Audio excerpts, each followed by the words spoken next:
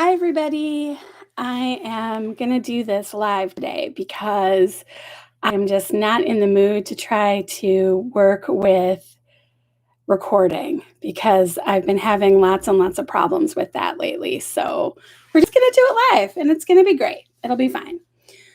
So last time we talked about how race and social economic standing can play a role in who is abused and who is believed and who is cared for when abuse allegations come to light and within the church. And so it seems like you guys really liked that video. I got a lot of really great feedback from that video, so that's great. I'm glad that it was helpful. So this time, what I want to talk about is the impact of sort of allowing very young people to associate with older people in social settings within the church.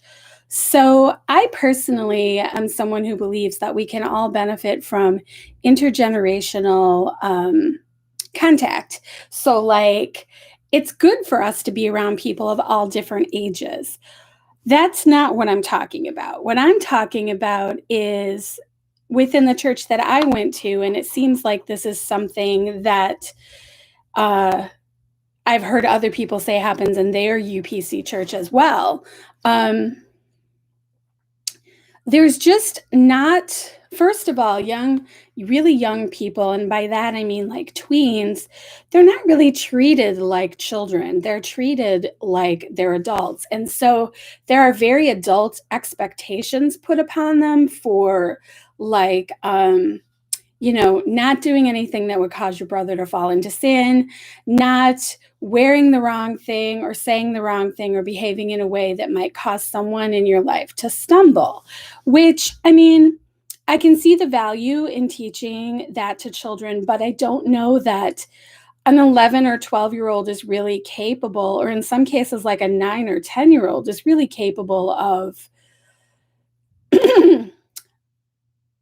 knowing what would cause an adult male to fall into sin. Like if you've never been sexual in your life, you're not going to have any idea of what might be problematic to a grown man that has the urges that a grown man is going to have. But the church really has this idea that you should somehow be able to know in advance what will be problematic and keep it from happening. And if you don't keep it from happening, well, then you must have asked for it in some way. You must have done something to draw that to yourself to cause that to happen. And I've had people say to me, even within the last couple of years, that there must have been some part of me that wanted that sexual abuse to happen, that I drew that to myself somehow through my behavior or where my head was at, like what I was thinking about. And I mean, I'm here to tell you that, like, first of all, that's a victim blaming, and like it couldn't be farther from the truth. At the point when my abuse started, I had no concept of what sex was or what would be tempting to a man. I was covered from head to toe at all times. And, at that point, I was still playing with my Barbie dolls. So I wasn't drawing that attention to myself. So there's that. But within the church that I grew up in, there was just a lot of like mixing between, tweens and teens and men that were 20 to 30 years old. Lots of social youth group type activities. And instead of having them broken out where it's like, we're going to have, 12 to 18 and men that are 30 are not invited to participate in those 12 to 18 activities, the church might have something that is set up for teenagers, but they didn't seem to have any problem when the 30-year-old men showed up and, were present. Um, One young woman who has told her story pretty extensively would talk about how, like, wherever she went, her abuser was there. Whether it was Sunday school or a youth activity or whatever, like, he was always there and he was an inescapable presence for her. So if you're being groomed by someone or if they're trying to, you get to a point where you sort of feel like prey, you sort of feel like you can't get away. And so they're almost like hunting you. And there's really no way to get away because the church doesn't set up boundaries. They don't treat children like children. They don't put expectations on adult men to be responsible. They don't give the message to adult men that if you step over this line, you will be held responsible because you're the adult. That message is never put out there.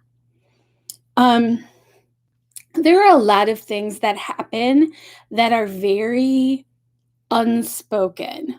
So they're not things you're going to hear preached over the pulpit, but if you're a young woman, they're definitely felt. You definitely feel these things. So the first one would be, if a man behaves inappropriately, it is ultimately the woman's fault. She has control over the situation, and she is the one who has somehow lured them into that situation. And I don't know what the limit is to that. Like, I don't know how young you would have to be for that to not be the case. I just know that for me, being 11 years old wasn't young enough. Like, at 11, they thought that I somehow had control over that situation. And, um, you know, yes, my abuser left our church, but he was really welcomed back into fellowship with the UPC and with my pastor, who was the district superintendent. And he was put into a position of leadership for a time. So I don't really know that you could say he suffered consequences for his actions. I mean, maybe in the short term. But at the end of it all, he got away with a teenage wife and uh, was able to get back into decent standing with the people within the UPC that he knew. And never was reported to the authorities. So really, like, I don't know that you could say he suffered tremendous consequences. I, on the other hand, suffered really, really dire consequences, both because I received a lack of therapy and acknowledgement of what was done to me, but also because I felt really labeled by the church after that as a problem. And so I think the church could go a long way towards safeguarding its young people if it would recognize that they are not capable, like, your brain isn't formed enough at 11, 12, 13 to be able to know what would cause someone to have a problem, but also to be able to say no or to know where the boundaries should be. I think if they could recognize that the adult is the responsible party, it doesn't matter if you think that this child is slutty, which doesn't even make any sense to me. That shouldn't matter. The adult should be the responsible party. And I think if the church was willing to change the way that it looks at these situations, that could really help a lot. I also think that it's really important that children's ministries go up to 18 years old, and that there shouldn't be 30-some-year-old men skulking around teenage girls. If you're not within that age range and you're not in some way leading that group, you really have no business being there, unless maybe you're a parent. Like, I think that the practice of having couples as youth leaders is a really good idea. But I think that, if you're not volunteering in some capacity, then there's really no reason for you to be there. And if you are volunteering in some capacity, I think it would make sense to say that adult men should be volunteering with boys and adult women should be volunteering with girls. Because especially when the church has had such a long history of having problems with the sexual assault of minors, I really think that if they could institute a policy like this, it would go a really long way. I think background checks for anyone who wants to teach Sunday school or work within the youth program would also be a really good idea. And I get the impulse to want to forgive. If you believe that Christ forgives, you want to forgive and say, well, this person is saved, and so we can't hold their past against them. But there are plenty of ministries that someone can work in. If they have a history of child abuse, child sexual abuse, any kind of behavior like that, they do not belong working with minors. They just don't.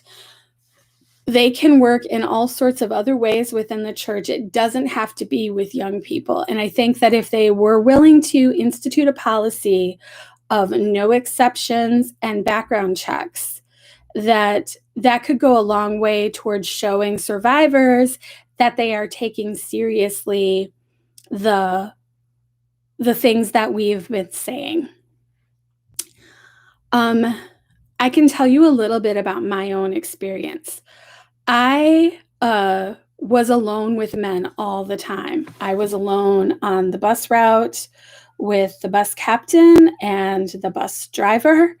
I was alone at nursing home ministry with men. My Sunday school teacher and youth leader, they were all men. There were, for instance, in my Sunday school class, I had 2 male Sunday school teachers. There wasn't a female in that class. These men were not that, they're, in their 20s and 30s. So there were lots of opportunities for really bad things to happen. I was very fortunate that nothing happened to me in those situations, but that is not true for all survivors. There are survivors that were harassed by Sunday school teachers and youth leaders and people who taught within the school that our church had. So, again, I'm not saying that like boys should only be taught by boys and girls should only be taught by women, but if your church has a history of a problem with this, you need to find ways to safeguard. So whether that means if you have a Sunday school teacher that is male, then the other Sunday school teacher should be female, or however you need to do it, I feel like there does need to be some oversight and change of policy around these issues because it has been a problem and so many young women have been affected by it. There was always a sexual tension involved in everything. I have talked to a lot of survivors who have said this as well, that they felt this, that like, because the UPC is very restrictive, not just in their beliefs about when sex is appropriate and when dating is appropriate, but also just like dress and a lot of things. I think that it really ratchets up that sexual tension. And so it just seemed like it was often the topic of conversation in Sunday school, in youth group, in school. And some of that, you're going to get that when you get a bunch of teenagers together, but a lot of times it wasn't coming from the teenagers. It was coming from adults. So I was flirted with all the time by men that were much older than me. Men in their mid to late 20s. Steve Dahl is not the only person who behaved inappropriately with me. He's just the only person who raped me. I had a man when I was about the same age that Steve started bothering me, who was constantly trying to give me presents. My mother put the kibosh on that and said I couldn't accept presents from him, but he was constantly at my ear, offering me candy, trying to spend time with me. And it was really uncomfortable, in part because, I was kind of creeped out by it, but I didn't know what to do. I didn't know how to get him to stop. And I feel like the pastor and the elders in the church should be paying attention to this. If you've got a young man, if you've got a college-age man that's skulking around 11 and 12-year-old girls all the time, I mean, it was really obvious that he was doing this, and he didn't just do it with me. He did it with people who were younger than me. And so if you've got a young man, I mean, at that point, you pull him aside and say, hey, what's going on with you? Why are you always trying to give flowers and presents and candy to these really, really young girls? What are your intentions here? I don't understand why no one within the congregation saw that, thought it was unusual, why no one took it to the pastor, why no one took it upon themselves to pull this person aside and say, hey, this is weird. It looks weird. You need to stop. You need to back off. I don't really understand that. So there was that incident. I just always had older men, even men in the ministry, flirt with me, wink at me, offer to pay for my meals. It was weird. I mean, that's the only way I can put it. It was weird. It was a weird situation. I felt sexualized before I really knew what that meant. So as I got older and I became more aware of what was going on, I was like, oh, okay, so this is what I've been feeling. These men are seeing me as prey. They're seeing me as something to prey upon.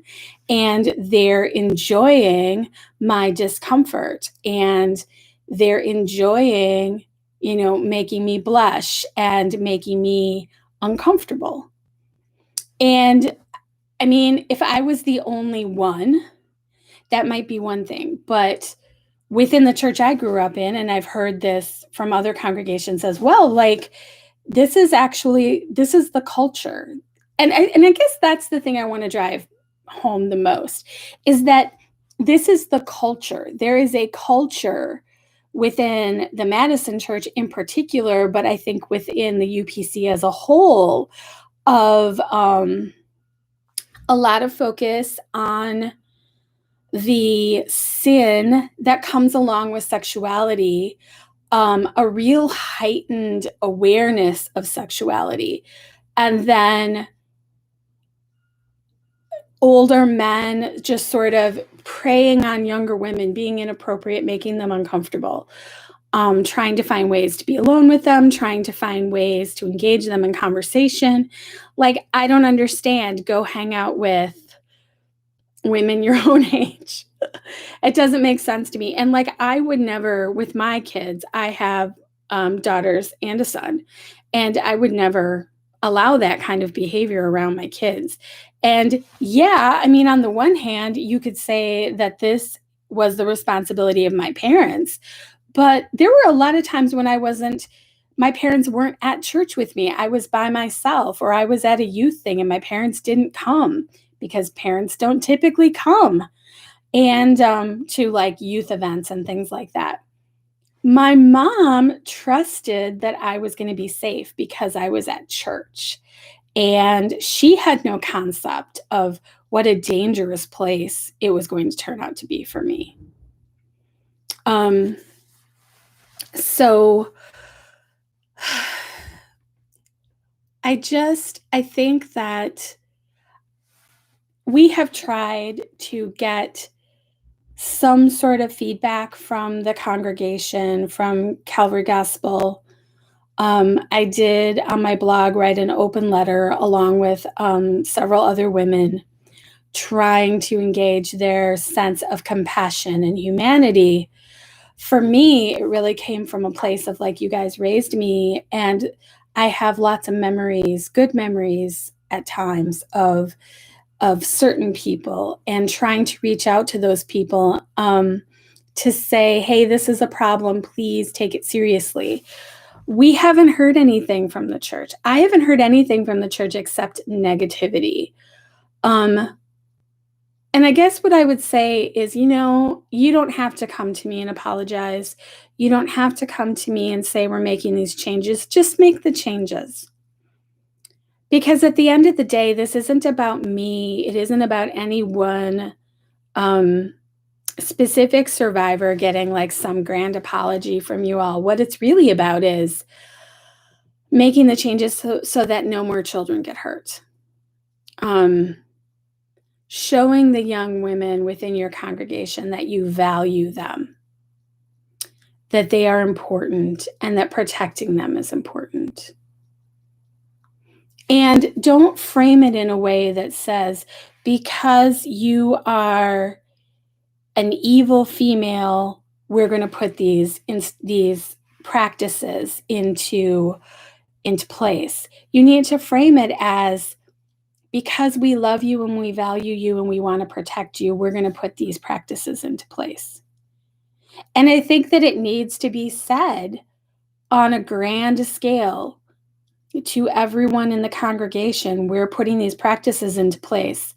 And if you see a young male behaving inappropriately, please come and talk to the pastor about it. I think that could go such a long, long way towards making the congregation a safer place for young women. So I guess that's all I really wanted to talk about today, was sort of that culture of young women and older men sort of being thrown together. I had a note about next time. Actually, I think let's talk about it quick before I jump off. So we talked about it a little bit. Adult expectations on children. So obviously there's this adult expectation that young girls are going to be able to stop a grown man who is determined to get some sort of reaction out of her or relationship out of her or whatever.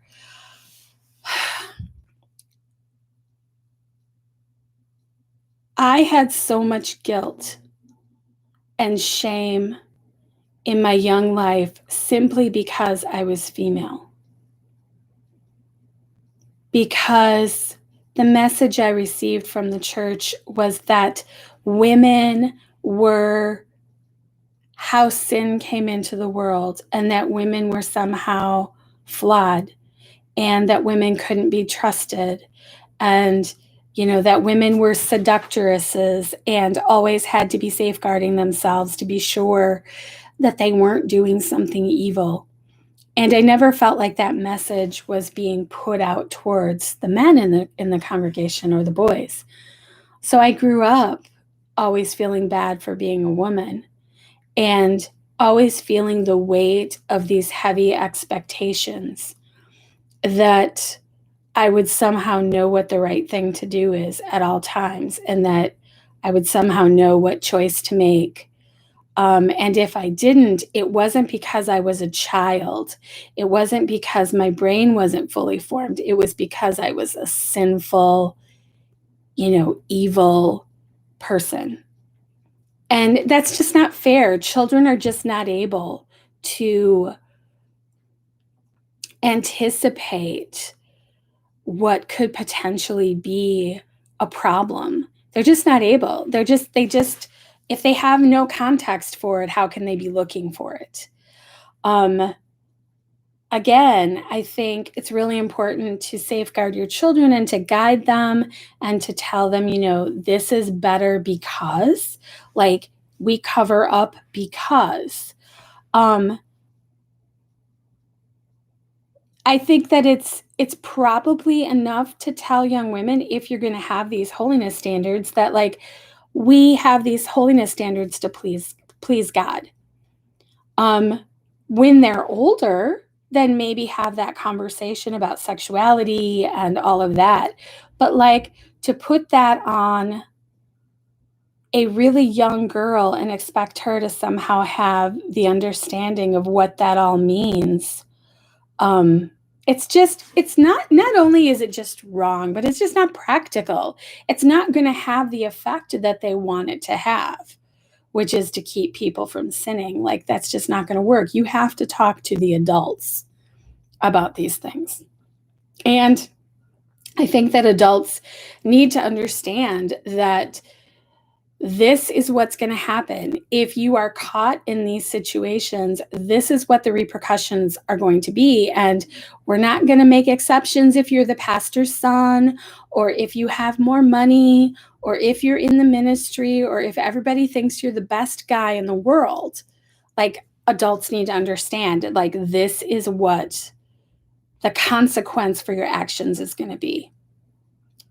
So part of the putting adult expectations on children, it isn't just around, like, sexual purity and, like, being mindful about causing your brother to sin or whatever. It's also about things like really severe rapture and apocalyptic theology. Children are not ready to hear those things. I wasn't ready. I have really severe PTSD because of that now. And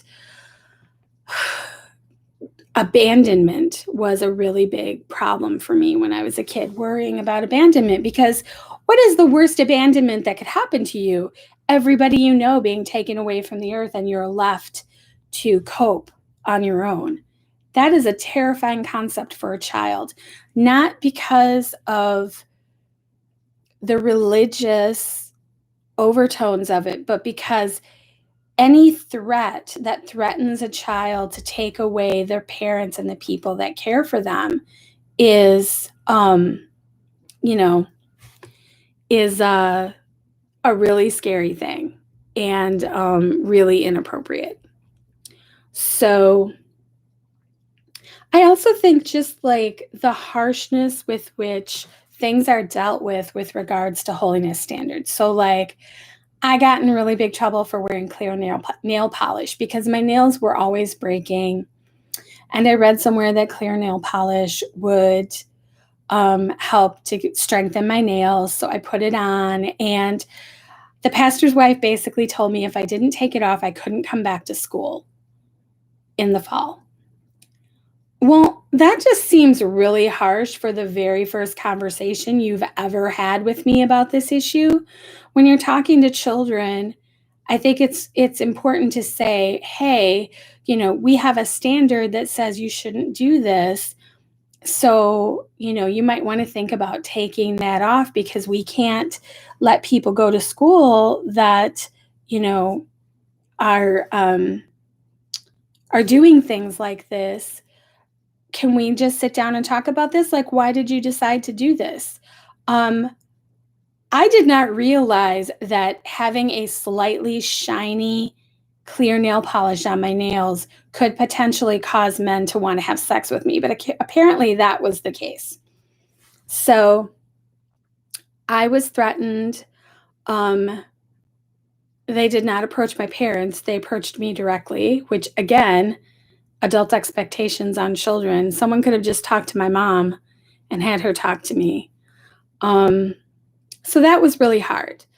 I know girls that got in so much trouble for, like, a little bit of lip smacker or whatever. And it's like, I think it's really important to remember that children are children. And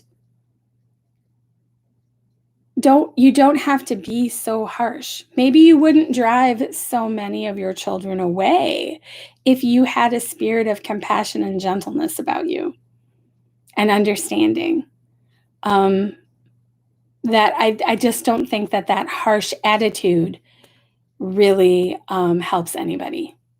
So I don't know if I'm going to make another video on this topic or not. If you guys have questions, you can contact me at survivingchurchandchildhood@gmail.com, or you can leave them in the comments section. If there's a part of my story that you would like you have a question about and you would like me to address, I'd be happy to do that, either with a video or just an email with you. If you're a survivor or a victim now and you need help, you can always reach out to me. I'm always willing to talk. I really see it as like my personal goal in life to help as many survivors as I can. So don't hesitate. I hope everybody's having a good week. It is very cold here in Wisconsin, like below zero every day. I'm not loving it. I'm really looking forward to spring, and I'm looking forward to talking to you all again. So until next time, have a good day. Bye.